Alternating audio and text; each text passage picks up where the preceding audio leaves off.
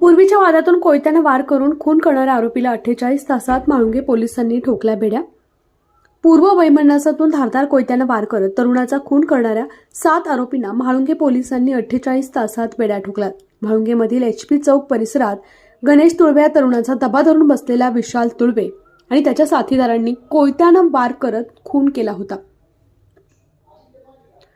त्यानंतर फरार झालेल्या आरोपींना म्हाळुंगे पोलिसांनी तांत्रिक विश्लेषण आणि गोपनीय माहितीच्या आधारे आरोपी नाव विशाल तुळवे, मयूर पवार, रणजित ओव्हाळ, प्रथम दिवे, विकास तुळवे, चंद्रकांत तुळवे आणि सनी तुळवे अशा 7 आरोपींना न्या. कलम 103-109 नुसार गुन्हा दाखल करत बेड्या ठोकल्यात।